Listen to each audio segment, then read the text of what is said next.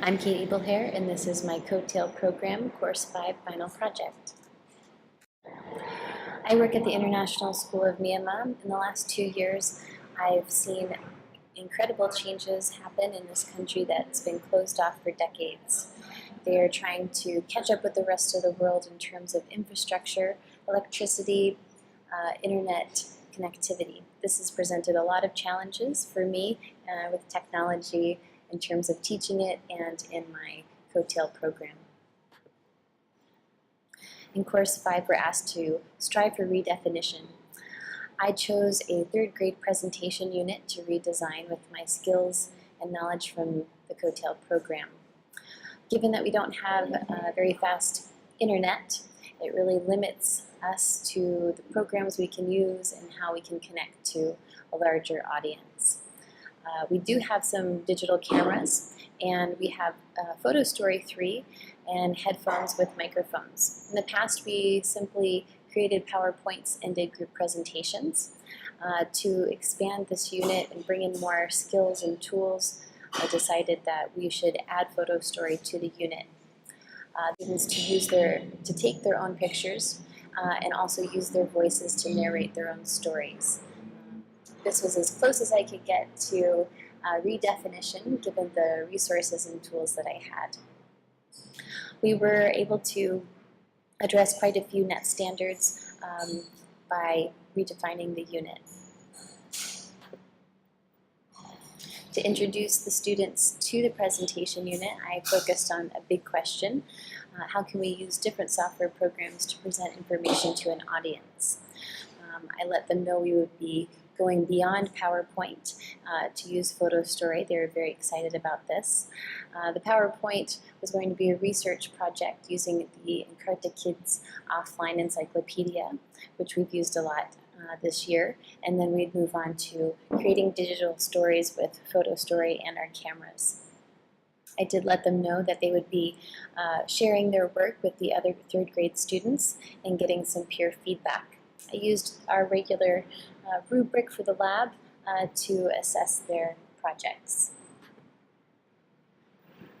The first part of our unit, PowerPoints, I really emphasized their research skills and taking notes from their research, organizing their thoughts for their slides, and always keeping the audience in mind.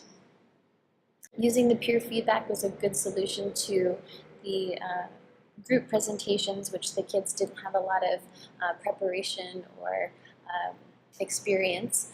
So the students were able to focus on just a few PowerPoints.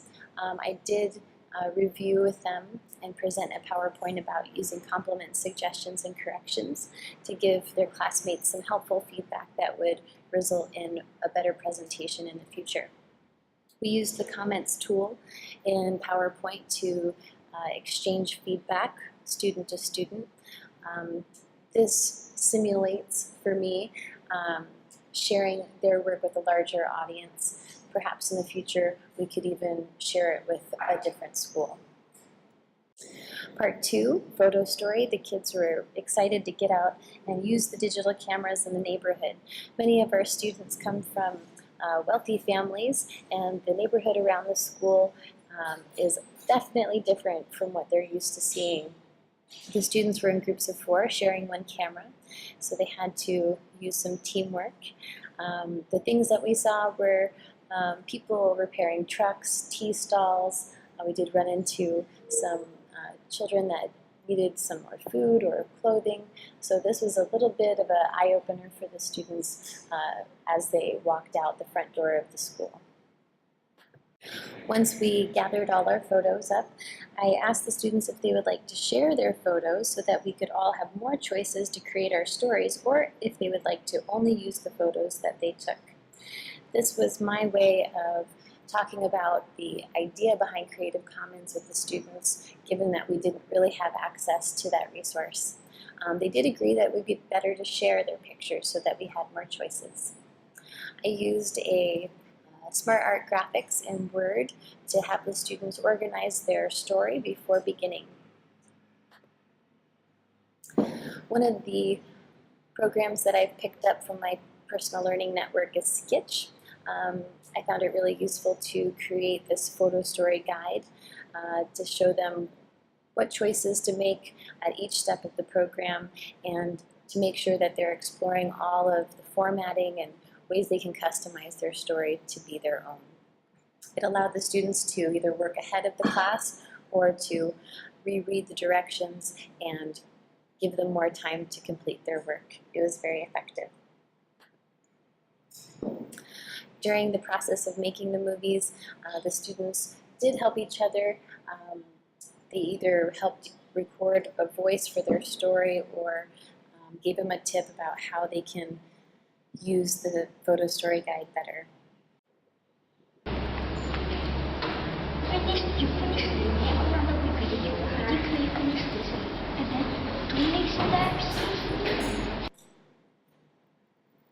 Here's a couple of student examples of the stories that they created.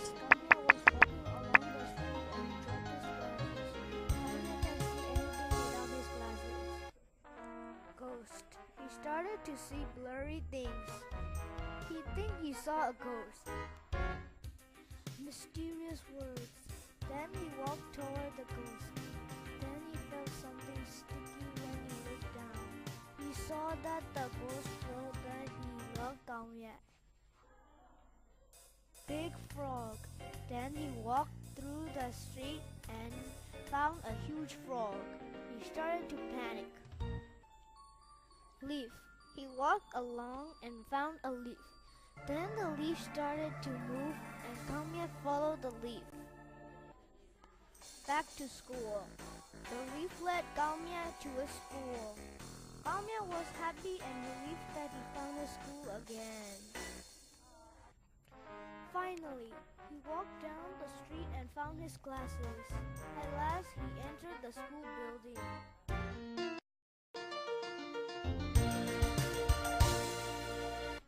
As he was looking for a perfect shop,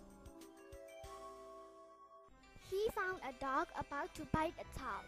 The child was standing there, don't know what to do. Then he heard the child screaming, so he ran to rescue the child. After he rescued the baby, he looked around and saw a woman. Mr. An let go of the child and the child crawled to the woman.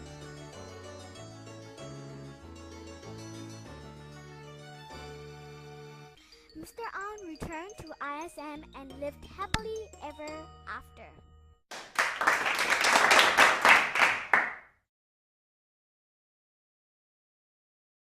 I feel that I was successful in redesigning the presentation unit to reach the redefinition level.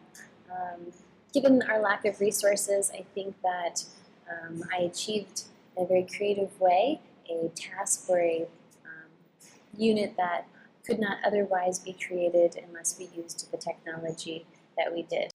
The kids did learn an additional program to create presentations, and I think they took a couple steps back from the very narrow view of using PowerPoint to see that presentations can be used in a lot of different software programs, and really thinking about what kind of presentation they want to make and which software program would be the best choice. Obviously, the lack of internet is a challenge working here. I would like to be able to have the students share their presentations with students in other classrooms in other countries, but sharing them with the other third graders at the school is as close as I could get at this point in time. Next time, I would like to collaborate more with the classroom teachers to improve the quality of the stories that the students are creating in the lab. And I hope in the future that the internet continues to progress and that we are able to share with a larger audience. During the program, I've learned an incredible amount. I've had my first blog. I've learned how to embed and upload photos, videos. I've learned about the Creative Commons and proper citing. I've had to convert files to be compatible with different software programs.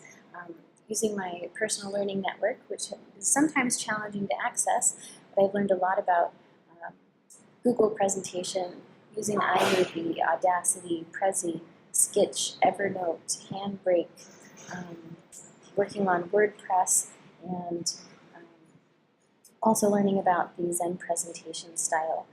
It's been a very challenging year and a half, but very rewarding. I've definitely failed on many occasions, but in the end, I've figured out how to accomplish my goals. I'll continue to pursue blogging. Next year, I hope to create a school blog. I'm also going to continue using as many resources as I can to prepare my students and myself for catching up with the rest of the world around us.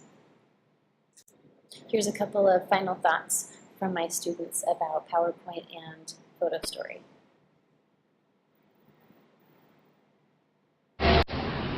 So Calvin, which program do you like better, PowerPoint or Photo Story? I like PowerPoint the best. I like PowerPoint because we can do interesting things like we can put picture in the photo stories, and we have to record and say, and we can listen it back. We can add songs to the photo and make a slideshow.